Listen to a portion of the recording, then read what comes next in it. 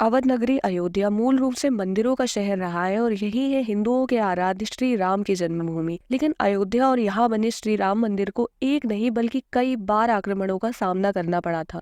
और अयोध्या को खत्म करने के लिए मुगलों ने कई अभियान भी चलाए थे, जिसके चलते मंदिर में बाबरी ढांचा खड़ा किया गया था। भव्य मंदिर तोड़कर मस्जिद भी बनाई गई, लेकिन प्रभु श्री राम की जन्मभूमि कभी नष्ट नहीं हो सकी। तो आज हम प्रभु श्री राम की जन्मभूमि के कुछ फैक्ट्स को इस वीडियो में जानते हैं।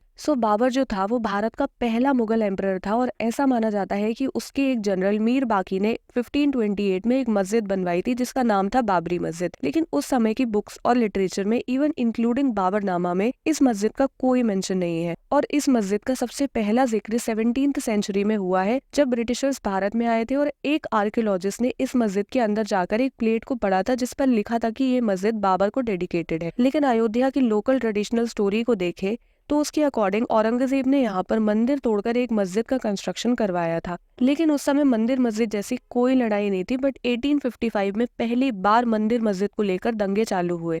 अब हिंदू भी इस मंदिर में अंदर जाकर पूजा करना चाहते थे और मुस्लिम्स भी यहाँ पर नमाज पढ़ना चाहते थे। लेकिन इन दंगों को देखते हुए ब्रिटिशर्स ने दोनों की ही प्रेयर्स पर बैन लगा दिया और इस कंपाउंड को पूरी तरीके से सील भी कर दिया था। लेकिन इसके बाद उन्होंने डिसीजन लिया कि मस्जिद की जो मेन बिल्डिंग है उसके अंदर मुस्लिम्स पूजा करेंगे और बाहर के एरिया में एक चबूतरा बना दिया जाएगा जहां पर हिंदू पूजा कर सकते हैं। लेकिन इस डिसीजन से हिंदू सेटिस्फाइड नहीं थे और फिर 1855 में महंत रघुबीर दास ने पहला कोर्ट केस किया, जिसमें उन्होंने डिमांड की कि जो पूजा की जगह है वहां एक रूफ कंस्ट्रक्ट की जाए ताकि पूजा आराम से हो सके। लेकिन क्योंकि उस समय भारत इंडिपेंडेंस की लड़ाई में व्यस्त था, इसीलिए इस अपील को ज्यादा सपोर्ट नहीं मिल पाया था। बट इंडिपेंडेंस के बाद 1949 में यहाँ एक बहुत बड़ा इंसिडेंट हुआ जहाँ पर कुछ लोगों ने मस्जिद के अंदर घुसकर राम भगवान की मूर्ति वहां रख दी और उसके बाद हिंदू लोग वहां जाकर भगवान राम की पूजा करने लगे थे। लेकिन इसके बाद इंडिपेंडेंट इंडिया की गवर्नमेंट ने इस कंपाउंड पर पूरी तरीके से बैन लगा दिया था और इसके बाद शुरू हुआ कोर्ट केसेस का सिलसिला। ऑल्सो इस डिस्प्यूट के 3 मेजर डायमेंशंस थे, जिसमें पहला था हिंदुओं का ग्रुप,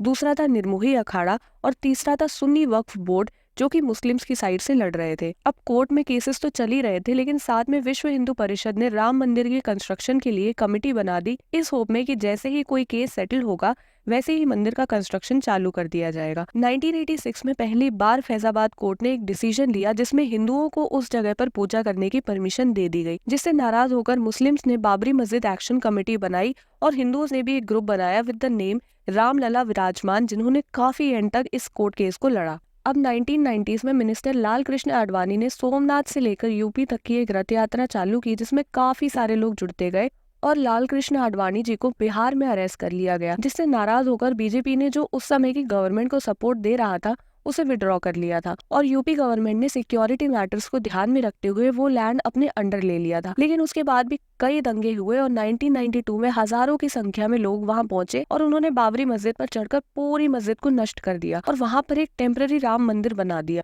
जिसके बाद भारत में बहुत सारे दंगे हुए और फिर सरकार ने सॉल्यूशन दिया कि उस जगह पर एक मंदिर, एक मस्जिद, एक लाइब्रेरी और एक म्यूजियम बना दिया जाए। लेकिन ये डिसीजन किसी भी ग्रुप को पसंद नहीं आया था। अब इसके बाद 2002 में गवर्नमेंट चेंज हुई तो पीएम अटल बिहारी वाजपेयी जी ने अयोध्या विभाग नाम से एक नया डिपार्टमेंट चालू किया था ताकि इस विवाद का सॉल्यूशन मिल सके। 2002 से 2010 के बीच इलाहाबाद हाईकोर्ट ने आर्कियोलॉजिकल सर्वे ऑफ इंडिया को वहां जाकर सर्वे करने के लिए कहा, जिसके बाद एएसआई ने बताया कि रिकॉर्ड्स के अकॉर्डिंग 12th सेंचुरी में वहां पर एक मंदिर था और 15th सेंचुरी में वहां पर एक मस्जिद थी। जिसके बाद और दलीलों को सुनने के बाद इलाहाबाद हाईकोर्ट ने ये फैसला दिया कि इस जमीन के 3 हिस्से कर दिए जाए, जिसमें एक हिस्सा जाएगा मुस्लिम्स को मस्जिद बनाने के लिए, दूसरा हिंदुओं को जाएगा मंदिर बनाने के लिए और तीसरा हिस्सा जाएगा निर्मोही अखाड़ा को। बट अगले ही साल दैट इज 2011 में इन ग्रुप्स ने सुप्रीम कोर्ट में अपील कर दी, जिसके बाद सुप्रीम कोर्ट ने इलाहाबाद हाई कोर्ट के फैसले पर रोक लगा दी। फिर 9-10 साल तक ये केस सुप्रीम कोर्ट में चला और इस केस की फाइनल हियरिंग 2019 में 40 दिनों तक चली, जिसमें सुप्रीम कोर्ट ने सारे पक्षों को सुनकर ये फैसला दिया कि 2.77 एकड़ के मेन लैंड पर राम मंदिर बनना चाहिए और अराउंड 5 एकर्स लैंड सुन्नी वक्फ बोर्ड को मिलना चाहिए जहाँ वो मस्जिद का कंस्ट्रक्शन कर सकते हैं। और निर्मोही अखाड़ा के क्लेम को इनवैलिड बताया क्योंकि उनके क्लेम का कोई प्रूफ नहीं था और इवन राम मंदिर का लैंड भी उन्होंने गवर्नमेंट पोजीशन में दिया और गवर्नमेंट को एक fresh Ram temple construction committee को स्टैब्लिश करके ये जमीन उनको हैंड ओवर करने को कहा